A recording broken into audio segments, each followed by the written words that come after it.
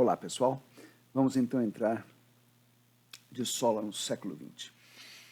A gente vai ver um período agora que é bem interessante, embora muitas pessoas torçam o nariz para ele, tal com razão. É um período que eu chamo de teatro de ator. Pô, todo teatro é de ator, não? É que aqui nesse tipo de teatro, que pega um período importante da nossa história, ele começa no finalzinho do século XIX e vai até a metade do século XX. Vai até a metade do século XX. É chamado de teatro de ator porque ele é centrado na figura do ator principal ou da atriz principal, que é a pessoa que ou é dona da companhia ou é casada com a pessoa que é dona da companhia.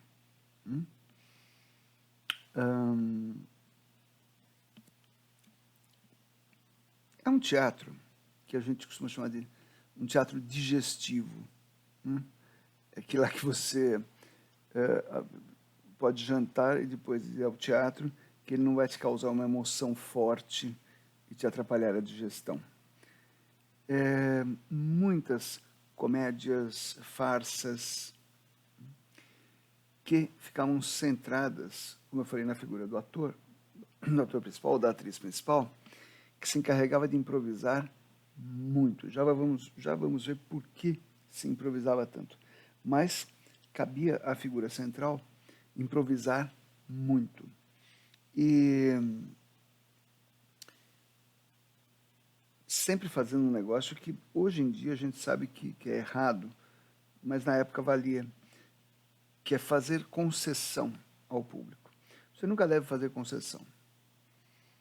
Fazer concessão é você tem uma cena em que você entra para dar uma mensagem, um aviso, um recado qualquer, uma coisa curta, sem muita importância. Você é um secretário e você entra para dizer: senhora, aí está fulano de tal.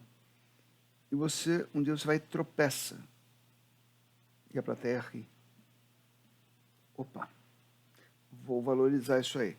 No dia seguinte você vai fazer e dá um tropeção maior ainda. A plateia ri mais. E você vai cedendo, vai fazendo concessões à plateia para arrancar mais riso. Depois de uma semana você já está dando uma cambalhota, né? Um duplo mortal carpado para arrancar o máximo de risos da plateia. Não se deve fazer concessão. Faz o que foi combinado. Faz o que foi ensaiado. Né? Mesmo quando se permite o improviso, e eu já trabalhei em espetáculo assim, que o espetáculo permitia o improviso, você corre riscos fazendo demasiadas concessões. Como, por exemplo, numa peça que eu fazia que permitia demais o improviso, eu tinha um companheiro de cena que exagerava. Ele ia até onde o público aguentasse. Éramos só eu e ele em cena. E ele esticava. E o público via que ele estava esticando e adorava. E ele esquecia como voltar para o texto. Isso aconteceu uma vez, duas, três, e eu falando toda vez para ele: não vai tão longe, uma hora eu vou te deixar, eu estou te avisando que uma hora eu não vou te salvar. E um dia eu não salvei. Ele falou: bom, mas o que é mesmo que você ia dizer? Eu falei: eu não, quem ia dizer era você. O que era verdade. Era ele quem tinha que continuar a fala, mas ele não lembrava. Quando eu falei isso, ele regalou o olho e ficou paralisado. E o público, eu fiz para o público perceber, e o público caiu na risada. E ele falou: não, mas diga lá, o que é que você quer ver? Eu falei: não, pode falar, sua vez de falar, pode falar. Eu estou esperando, não saio daqui enquanto você não falar. E aí foi a vez de eu esticar. Até que uma hora, quando ele estava desesperado, Falei, eu sei o que você vai dizer tal e tal coisa. Ele, é isso mesmo, e retomou a peça e não saiu mais. Quando terminou o espetáculo, não, ele não brigou comigo, éramos, na altura, grandes amigos. Ele falou, ok, tá bom, não faço mais. Eu falei, também eu não faço mais. Esse teatro de ator vivia desse tipo de concessão. E como eu falei, cabia muito improviso. Poxa, mas só faziam comédias e farsas? Não. Eventualmente, muito eventualmente, se programava um drama ou um clássico do teatro.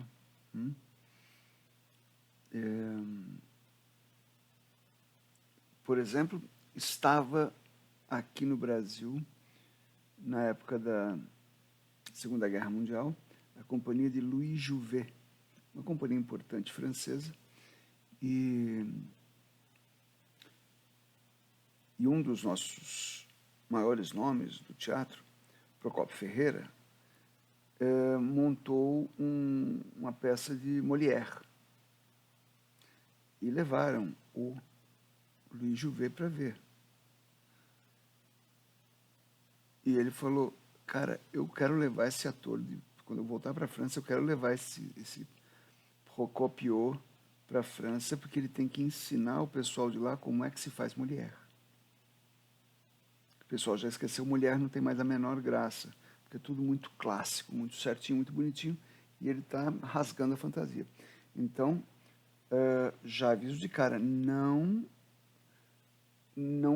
pensem que eram maus atores, más atrizes. Tá? Era um pessoal muito bom. Mas o teatro da época tinha certas características que atrapalhavam o seu próprio desenvolvimento. Como direi, chegou num certo ponto, daqui não saio, porque esse ponto está confortável. Zona de conforto. Eu sempre digo que é um dos piores inimigos que a gente tem. Porque ela nos dá a impressão de que está tudo certo, quando muitas vezes não está. E aí, quando a gente não tem consciência disso, a gente não sai da zona de conforto e afunda nela, afunda com ela. Como é no espetáculo para dar risada, né? Como falei, clássicos, dramas, etc., é para dar um prestígio à companhia, para mostrar como o ator principal é bom pra caramba. Tá? Era um teatro em que o cartaz, a peça em cartaz de cada companhia, tinha muita rotatividade.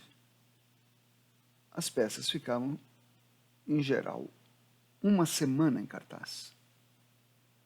Como assim, eles mudavam de peça toda semana? Mais ou menos isso. Não é obrigatório. Mas é que, veja, não havia público para mais do que isso.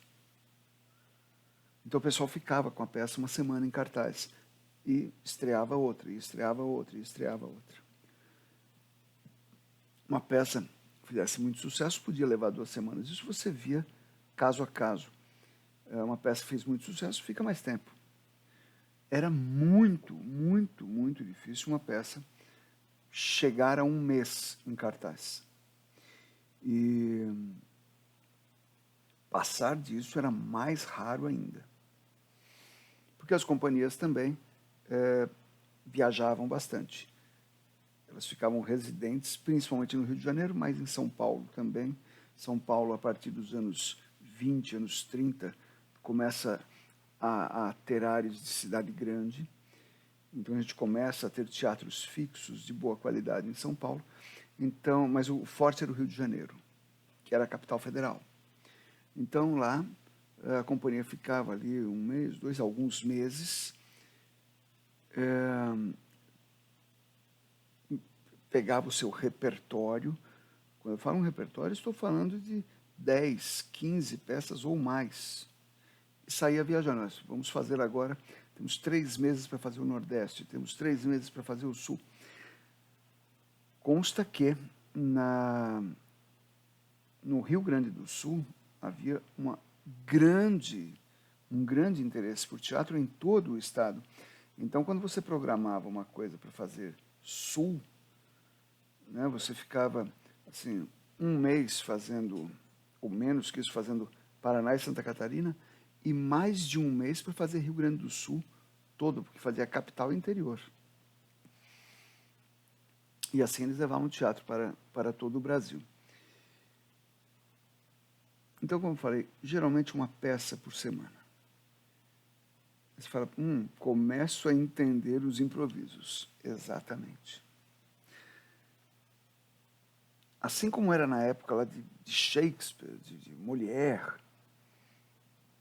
o texto da peça, o texto integral, é patrimônio da companhia. É patrimônio do dono da companhia. Então, você não entregava, nem tinha como não entregar uma peça na mão de cada ator, de cada atriz. Você entregar a mesma coisa que, lembram-se, a mesma coisa que foi o primeiro emprego do Shakespeare no teatro, ser copista. Você tinha um copista que datilografava as peças com um papel carbono, só as deixas e falas. Então, cada ator recebia lá o seu papel, deixas e falas, e ele não tinha a menor ideia do que era a peça.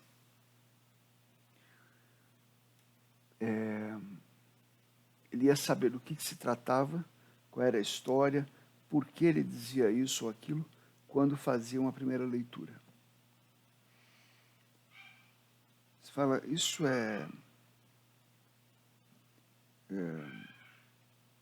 como assim, deixava para os atores, mas como é que eles iam construir personagem? Aí é que está.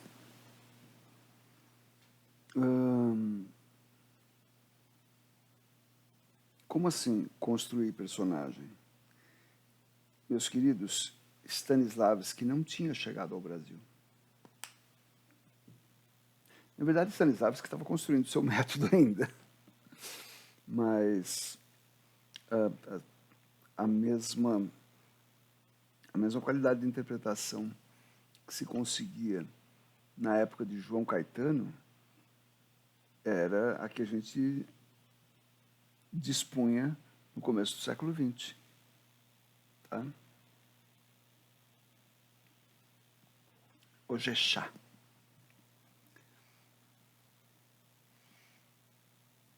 Então você não construía personagem. Daqui a pouco eu vou explicar como é que se fazia. Mas já vou dar a dica. A palavra é amplua. Amplua. Mas vamos lá. Recebia as falas e deixas. Quem coordenava tudo? Não havia diretor teatral. Sim, o diretor tinha sido inventado na França em 1880, mas essa invenção não havia chegado ao Brasil. Então, como é que se organizava a coisa? A companhia tinha um funcionário de confiança do dono da companhia, que cumpria principalmente duas funções. Ele era ensaiador. O ensaiador é o que distribuía as pessoas pelo palco, organizava a leitura, que na hora da leitura você achava a sua deixa. Você respondia, então com algumas poucas leituras ali você acabava descobrindo o que é que você tinha que fazer em cena. O ensaiador organizava as coisas. Entra agora, entra por ali, entra por lá, vem para frente, vai para trás. Era uma direção de trânsito. E ele tomava cuidado para que a área central até a frente do palco ficasse livre, desimpedida, porque ali ficava a estrela do espetáculo. E ninguém se aproximava daquela área. Ela era a área mais bem iluminada, era a área central, então de todos os pontos do teatro você via bem aquela área e etc.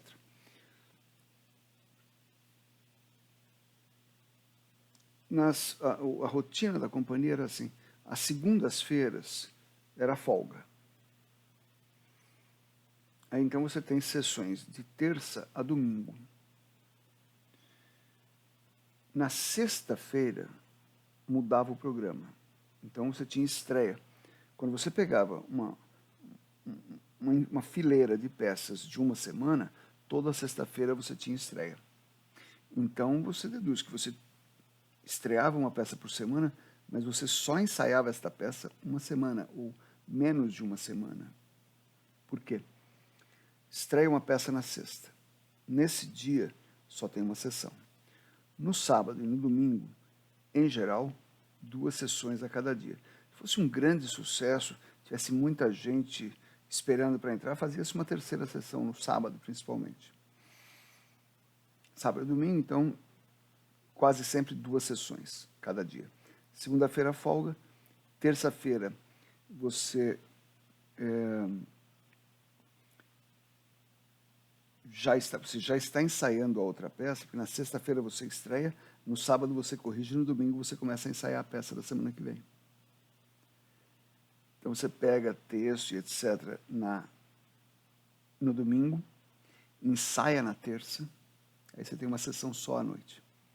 Sábado, 2 sessões, quinta-feira, 2 sessões, sexta-feira estreia. Então você ensaiava mesmo domingo, terça, quarta, quinta e sexta. Não dava nem para decorar o texto direito. Então, recorria-se ao improviso. Mas quem mais recorria ao improviso era o bambambam, era o dono da festa, o dono da companhia ou a estrela da companhia, que improvisava à vontade, que fazia o que bem entendia em cena, e os outros que corressem atrás. Poxa, mas então devia ser um negócio comum os atores esquecerem o texto. E é para isso que existia um negócio chamado ponto. Hoje em dia a gente conhece, vocês certamente conhecem, sabem o que é ponto eletrônico, né? É um negocinho que você enfia no ouvido e alguém em algum lugar fica soprando o texto para você. Ok. Aquele ponto não era eletrônico. Imagina que você tem o palco aqui, plateia ali, plateia aí onde vocês estão, e entre o palco e a plateia, no palco, bem no centro do palco, na frente, tem um buraco no chão. Por trás desse buraco tem uma cúpula. Tá? Para o pessoal da plateia não ver e principalmente não ouvir o que está sendo dito ali. O cara ficava enfiado ali dentro. Quem? O ensaiador. O cara que tem o texto todo na mão. Que já leu a peça, que conhece a peça. Que é figura de confiança do dono da empresa. Esse cara ficava enfiado lá dentro. Geralmente ficava ali, como não tinha mesa de luz, a luz estava acesa ou apagada. A única coisa elétrica que tinha ali era a campainha das pancadas de mulher, que era o ponto que acionava. Porque ele falava, tá pronto, tudo bem, pode começar? Ok? Ele tocava ali a campainha para o público se ajeitar lá na plateia. E este cara, não é que alguém, quando esquecia o texto, chegava até a beira do ponto e fazia assim, que a gente faz hoje em dia. Sopra aí para mim. Ele ficava dizendo a peça inteira. Ele ficava dizendo a peça inteira. Então, você está ali encenando, tentando se achar em cena, e você ouve aquela reza vindo lá do ponto. Fulano. Consta que quem sentava perto, na plateia, né, bem na primeira fila ali, em torno da caixa do ponto, ouvia essa recitação do ponto. Então, o cara lia a peça um pouco adiantado, para que você está vendo o cara falar, onde que você vai lá, ele te dá a dica para você lembrar. Ele fala um pouco para frente. Devia ser um inferno fazer isso. Ou pelo menos seria um inferno para nós, porque eles estavam plenamente acostumados. Você começava a fazer teatro assim.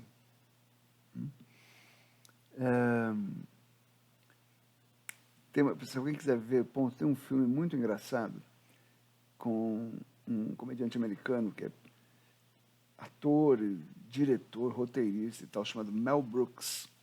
Ele tem um filme chamado Sou ou Não Sou, que ele faz um ator shakespeariano, canastra, que só ele na época da Segunda Guerra Mundial. E ele está interpretando Shakespeare. E ele é o dono da companhia, claro, fazendo Hamlet. Aí tem um cara ali no fosse com as duas mãos assim, aqui assim, né? Apoiado aqui. Está lendo para ele. Aí ele puxa um punhal e ele vai dizer ser ou não ser, eis a questão. To be or not to be, that's the question. Aí fica to be. Olhando o punhal, olhando. E o cara ali achando que ele esqueceu, só. Or not to be. Ele olha para o cara assim, dá um passo para frente e você escuta. Croc. Ele olha para baixo e fala, or not to be. Ele estava interpretando. Aí quando o cara tira assim, a mão dele está esmagada. No dia seguinte, a mão está enfaixada e tal, porque o cara quebrou a mão dele pisando. Mas ali você vê como é que um ponto funciona. Mas tem uma outra curiosidade, esse tipo de teatro. Os figurinos pertenciam aos atores. Então, você vai pedir emprego numa companhia de teatro, bate na hoje, está precisando de centro cômico, está precisando de característico. Sim, quanto melhor fosse o seu guarda-roupa, mais chances de conseguir um papel.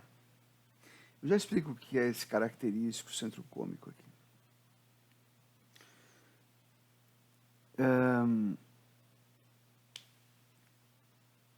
Para um ator, isso eu li num depoimento de um dos atores dessa época, que ele, jogando nos cassinos do Rio de Janeiro, ele ganhou uma bolada enorme, ele estava querendo começar na carreira de ator, foi num bom alfaiate e mandou fazer um enxoval completo.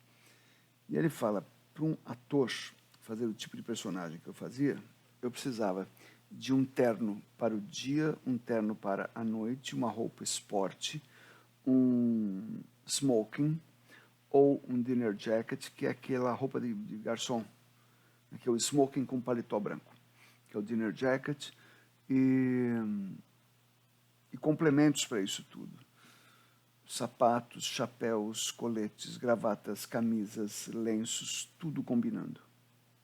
Então, cada ator tinha um baú com o qual viajava pelo Brasil inteiro. Eu vi um desses baús. É do tamanho de uma mesa, essas mesas que tem em sala de aula. Imagina essa mesa transformada numa caixa. Um baú era mais ou menos isso. Que a vida da pessoa ia lá dentro. Poxa, mas o figurino era do ator? Mas e se o figurino não combinasse com a peça? Ahá! Combinava. Porque aí é que entra o tal do amplitude. Você fazia sempre o mesmo personagem. Por isso que você não tinha que construir personagem. Qual é o seu personagem? Jovem. Que jovem? Jovem. Sou jovem. E você? Eu sou centro cômico. Eu, em comédias, faço o pai ou a mãe. Faço uma pessoa mais madura. E você? Eu sou um característico. Eu faço sotaque caipira, nordestino, gaúcho, e português e espanhol. E você? Não, eu sou um característico também, eu faço menino. É um cara franzino, tal, apesar de homem, adulto e tal. É um cara franzino que faz menino. O Procópio Ferreira, que era um cara franzino, começou fazendo menino. Tinha um personagem que ninguém... não era sempre que você conseguia oferecer, que era o galã ou a dama galã. Então, você chegava na companhia do Procópio Ferreira, você podia se oferecer como dama galã. que é a moça que vai fazer par com o galã. Você chega na companhia da Conchita de Moraes, que era casada com o Átila de Moraes, e eles eram os donos da companhia, e o Átila nem sempre estava em cena, aí você podia, um rapaz podia se candidatar a galã, que é o jovem que vai fazer par romântico com a figura principal. Fala, mas você fazia o mesmo personagem sempre, você não mudava? Mudava, você de galã um belo dia passava para centro cômico ou centro dramático, porque você vai envelhecendo, o galã também envelhece. O Procópio, por exemplo, que era dono da companhia, ele, mesmo já com a idade que para a época era uma idade avançada, 40 anos e tal, ele continuou fazendo galã o resto da vida. Fez galã sempre que ele quis. E o Procópio não era um cara bonito, um cara feio, um nariz pequenininho, miúdo, franzino, um nariz muito grande, era um cara desproporcional. Mas ele dizia muito bem. Ele dizia os textos muito bem. Então, quando ele contracenava com uma mulher que dava 2 dele, e ele cantava essa mulher, passava uma cantada nela, ele se declarava, ele dizia que estava apaixonado, coisa assim, na vida real você não acreditaria nisso. Mas quando Procópio fazia, você acreditava, porque ele dava credibilidade ao texto dele. E isso se espelhava na vida real. Porque ele falava, não, eu arrumava mulheres que eram vedetes, que eram mulheres grandonas e tal, e ele falou, em geral, eu apanhei muito de todas elas. Porque é claro que ele era bem safado também. Falei do Procópio, mais uma vez, que Procópio foi o grande nome desse tipo de teatro, mas outros grandes nomes também nós tivemos, estão no roteiro que eu passei para vocês, Procópio, dos homens, né? Procópio, Jaime Costa, o Leopoldo Frois, o Átila de Moraes, casado com a Conchita de Moraes, e pais da Dulcina de Moraes, Alda Garrido, Dercy Gonçalves começa a fazer teatro nessa época. E atenção para um nome, esse nome vai aparecer muitas vezes na primeira metade do século XX. Eu não vou dizer tudo sobre ela agora, depois eu falo dela. Itália Fausta. Que essa Itália Fausta, esses outros todos eram donos de companhia. A Itália Fausta não. Ela sempre era convidada, quando justamente alguém queria fazer uma coisa mais classuda, chamava-se Itália Fausta, que tinha uma formação de atriz diferente da formação de ator e de atriz que tinha aqui no Brasil. Mas falarei dela depois, vou falar do teatro de ator como um todo. Esse pessoal, então, improvisava. Esse pessoal, por exemplo, coisa que Leopoldo Frois fazia, Procópio fazia também, os grandes nomes. O cara não vinha para os ensaios. Leopoldo Frois não aparecia em ensaio. Chegava para a estreia, já vinha vestido e maquiado de casa. E, durante os ensaios, o ensaiador deixava uma cadeira ali onde o doutor ia ficar doutor. O caso do Freud, ele era chamado de doutor porque ele era bacharel em direito. Então ele fazia questão de ser chamado de doutor. E ali tinha uma cadeira. Não, aí o doutor ia ficar. Então. Só quando ele ia fazer cena romântica que ele trazia a mocinha, a dama galã, para a sua área de influência.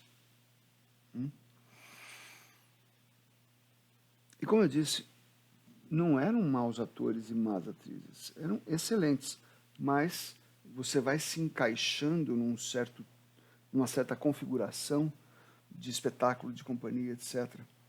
E você vai vendo quem é que vai ser o rei dali.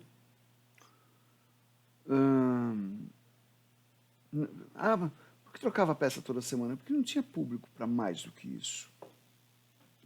Não tinha público para mais do que uma semana. E eles não tinham patrocínio, eles dependiam de bilheteria. Então não tem essa de ter patrocínio ou de poder depender de alguém que não fosse o espectador. O cenário era sempre o mesmo, a sala de estar de uma casa burguesa.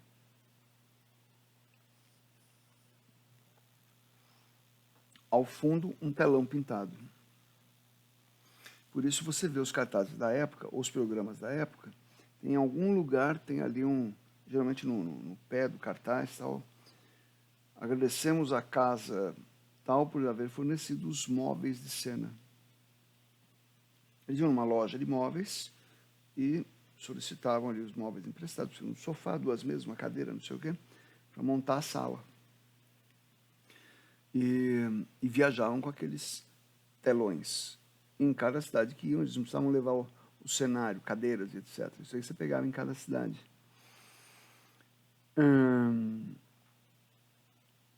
Levavam-se os telões, né? E tudo sempre ornava. E tem umas coisas, umas curiosidades aí, principalmente Procópio. Tinha curiosidades como, um dia, ele estava lá encenando uma peça e o ator com quem ele estava contracenando, e Procópio metendo improviso em cima do cara. Aí o cara resolveu improvisar também e meter um caco em cima do Procópio. Caco é o improviso. Meteu um caco ali. E todo mundo riu. O Procópio olhou assim para ele e o cara, na hora, ele falou, pô, tô despedido. Acabou o espetáculo, o cara estava lá no camarim dele, esperando o desenrolar dos acontecimentos. Veio um cara batendo na porta do secretário. O Procópio falou, seu Procópio quer falar contigo. O cara foi lá no camarim do Procópio, ele tirando maquiagem. Opa, tudo bem? Entra aí, senta. É bom espetáculo hoje. Foi sim, seu Procópio. O público se divertiu bastante, é verdade. O senhor, inclusive, esteve muito bem. Muito obrigado, seu Procópio, muito obrigado. O senhor até fez ali um improviso. Eu até queria explicar para o senhor. Não há o que explicar. O senhor fez uma piada. O público riu. O que mais eu posso querer? O público vem ao teatro para se divertir. O público riu da sua piada. Não há o que desculpar. Sua piada é boa. Sua piada, aliás, é ótima. Puxa, muito obrigado. É tão boa que amanhã quem vai dizer sou eu. Pode ir embora. Até amanhã. Para nós, que sacanagem. Tem uma lógica. A lógica da estrela é: o público vem ao teatro para me ver. Aquilo que aconteceu com o João Caetano, que em 7 anos ele foi do pé da carreira ao topo, e aí abriu a companhia dele, aconteceu a mesma coisa com o Procópio. Procópio estreou em 1917. 1917. 18, 19, 20, 21, 22, 23. Em 23, ele estreou a companhia Procópio Ferreira.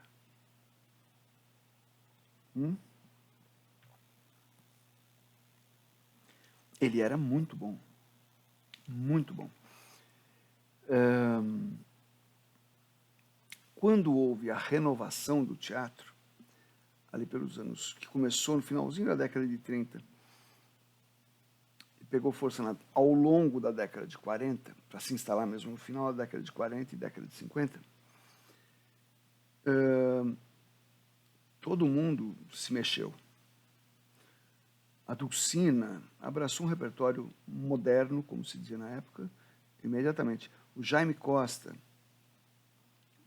mandou vir um texto desses aí, novos e tal, e encarou Arthur Miller, A Morte do Caixeiro Viajante. Drama, peça difícil e tal. O único que não se enquadrou nisso mesmo, dos grandes nomes, foi o Procópio. Foi o Procópio. E ele falava, isso é modismo. É essa molecada que não tem o que fazer, fica inventando moda. Teatro é assim, assim sempre foi e nunca vai mudar. E assim ele permaneceu até o fim da vida. Ele morreu em 1980. E quando morreu, ele já estava assim... Ele contou em entrevistas e tal, ele falou, não, eu sempre vivi muito bem, eu gastei muitas fortunas. ganhei e gastei muitas fortunas.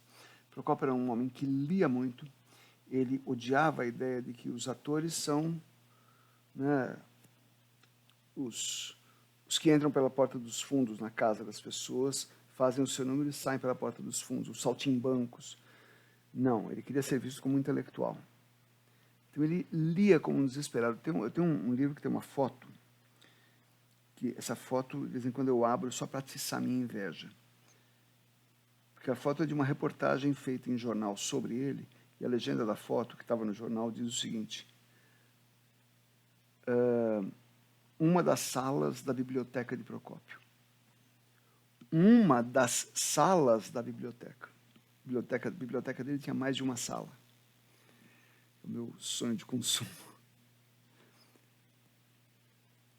Então, ele lia muito, ele dava palestras, né, conferências, como se chamava, dava conferências sobre teatro, sobre dramaturgia, e ele não se incomodava nem um pouco quando os dramaturgos não conseguiam produzir textos originais para ele com a rapidez necessária. Aí mandava vir uma peça da Argentina, da Hungria, pegava uma peça húngara, traduz aí. Alguém traduzia e ele montava, porque ele ia improvisar tudo mesmo.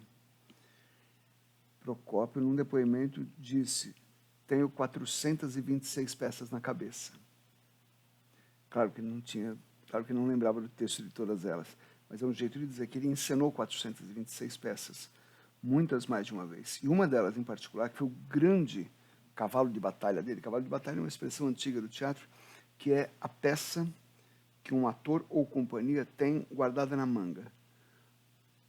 Teve um fracasso de bilheteria, apertou o caixa, está precisando de dinheiro, monta essa peça. É o cavalo de batalha. Aquela peça que o cara faz e sempre dá certo. O cavalo de batalha dele é uma peça chamada Deus lhe pague, que está na nossa lista de textos ilustrativos. Ele montou essa peça de Joraci Camargo, essa peça foi escrita para ele. E olha, todo mundo que lê essa peça gosta muito. Recomendo a vocês a leitura.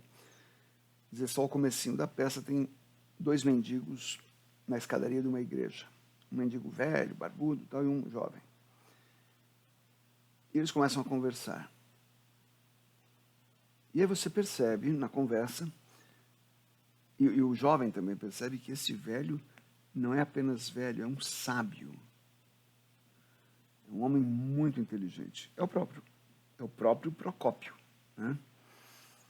E este cara diz: não, eu estou contando o começo da peça. E ele fala para o jovem: não, eu me tornei milionário pedindo esmola. Sim, eu moro numa mansão em tal lugar, tem um chofer com motorista e tal. Mas então por que você pede esmola? Eu gosto. A sociedade me deve e eu cobro. Então, ele cita isso, essa peça estreou em 1932.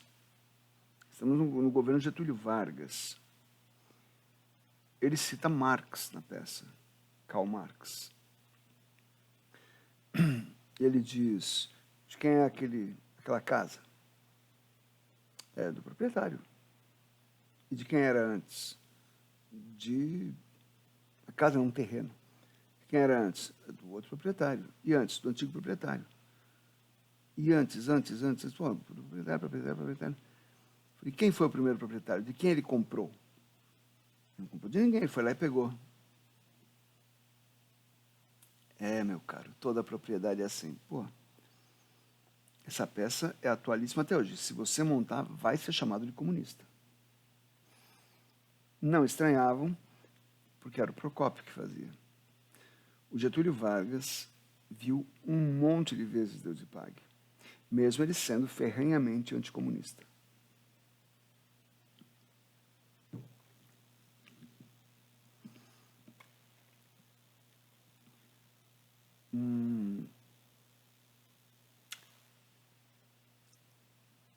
Uma curiosidade, não é uma piada, mas é uma anedota sobre o Procópio. Diz que ele morava numa época no Rio de Janeiro, ele tinha lá morava muito bem. E aí sempre que ele saía no espetáculo, vinha um monte de gente falar com ele queria que todos fossem jantar, mas não havia restaurantes que coubessem todo o grupo dele. Porque era a hora em que os teatros terminavam as sessões, os restaurantes ficavam cheios. Aí ele transformou o apartamento dele num restaurante. Com cardápio, carta de vinhos, garçom, cozinheiro, mesas, cadeiras, só não tinha a conta. E ele ficava ali a noite inteira, só rodeado de amigos, né, com uma taça de champanhe, um copo de uísque, sei lá, uma bebida qualquer, zanzando de mesa em mesa, beliscando um pouco aqui, um pouco ali, tendo uma vida de sonho. Frescuras de rico. Né? E esse cara, no fim da vida, ele tinha conseguido vender alguns espetáculos para a Prefeitura de São Paulo e estava apresentando nos teatros de periferia. Foi no camarim de um desses teatros que ele concedeu a última entrevista dele. Ele não parecia nem um pouco desanimado. Assim, como diz a música do Frank Sinatra, I did it my way, né? Eu fiz do meu jeito. Mas se isso daí dura até a metade do século XX, quando é que chega essa modernidade? Por exemplo, nós tivemos a Semana de Arte Moderna, que introduziu o modernismo no Brasil e no teatro nada. Pois bem, a Semana de Arte Moderna foram 3 dias, na verdade, em fevereiro de 1922. Ali a gente teve pintura, dança, música, poesia, discursos, conferências que explicavam o que era a arte moderna. E das artes só não teve teatro. Por quê? Porque o teatro era visto muito mais como um negócio, um entretenimento, do que como uma forma de arte. Tá? Para colocar uma peça na Semana de Arte Moderna, você precisaria ter um texto modernista, uma direção modernista, uma interpretação modernista. E isso simplesmente não existia no meio teatral. Para não dizer que ninguém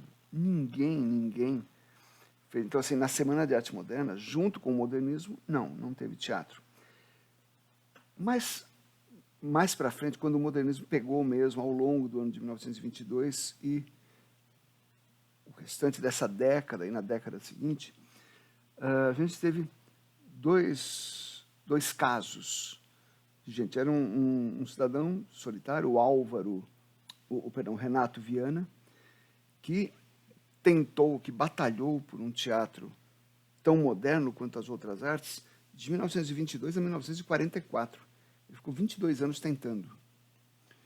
E ele chegou a produzir uma peça, texto dele, figurinos do Flávio de Carvalho, que era um artista plástico e performático já naquela época. Isso, estou falando de década de 20. A direção de atores era, de novo, ela, Itália Fausta. É uma peça chamada Bailado do Deus Morto, que recentemente foi encenada aqui em São Paulo pelo Teatro Oficina. E como eles fazem um clima de repertório, de vez em quando ela volta ao cartaz. Bailado do Deus Morto. Essa peça teve a estreia. Na estreia, um camarada levantou na plateia e saiu gritando que aquilo era caso de polícia. Um outro levantou e pediu uma camisa de força para o Renato Viana e uma para o Flávio de Carvalho. Uma nota de rodapé. Flávio de Carvalho foi um cara que, isso já no começo dos anos 50, ele fez algumas experiências. E uma das experiências, eu acho que era a experiência número 2, se eu não me engano, era um traje de verão para homens. E ele saiu no centro de São Paulo, de saia, que era um traje de verão. E foi escorraçado, etc., muito xingado nas ruas, deu manchete em tudo quanto era jornal. E eu gosto muito desse Flávio de Carvalho. Tem umas coisas muito interessantes. Então o cara saiu pedindo uma camisa de força, porque só um doido mostra um negócio daquele. Felizmente todo mundo livrou a cara da Itália Fausta. O Renato Viana foi um dos responsáveis por começar a trabalhar iluminação cênica no Brasil. Usar a luz para dividir o território do palco. É o que não está na luz, não está no mundo. Foi ele que teve um lampejo, literalmente, de utilizar a luz com intenções dramáticas, artísticas. A luz vai se instaurar depois, um pouco mais para frente, já na década de 40, mas quem começou a fazer isso foi Renato Viana. E tinha um casal lá do Rio de Janeiro, Álvaro Moreira e Eugênia Moreira, que eles formaram um grupo chamado Teatro de Brinquedo e ensinaram uma peça do Álvaro, chamada Adão, Eva e Outros Membros da Família. Essa peça, eles dois eram da alta sociedade do Rio de Janeiro. Então eles tiveram farta divulgação pelos jornais, e a granfinagem toda foi assistir e tal, e gostaram muito. A peça foi muito bem. E o grupo ficou com esse nome de Teatro de Brinquedo porque as descrições da época diziam que os cenários lembravam caixas de brinquedos. Quem é que a gente tem no teatro que usava caixas em cena? Adolphe Appia, o homem dos cubos, lembram? Pois é, era esse cenário. Álvaro e Eugênia Moreira tinham ido várias vezes a Paris e queriam fazer um teatro tão moderno quanto o de Paris. Fizeram a peça, como eu falei, a peça foi bem, mas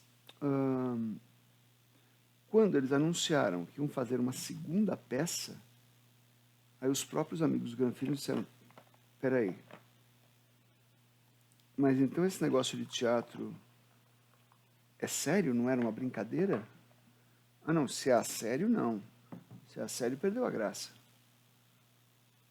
E aí a segunda peça já não teve repercussão nenhuma e eles fecharam a companhia. Depois de muito tempo, já nos anos entre os anos 50 e anos 60, eles conseguiram vender uma ideia de projeto para a Prefeitura do Rio de Janeiro para apresentar clássicos do teatro para a periferia do Rio de Janeiro. Que até hoje todos sabemos que isso, se feito com constância, é parte do que a gente precisa para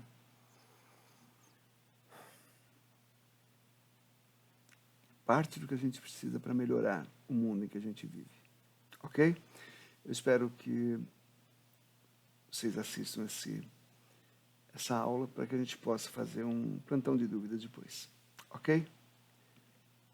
Espero que vocês tenham gostado. Obrigado, pessoal. Até mais.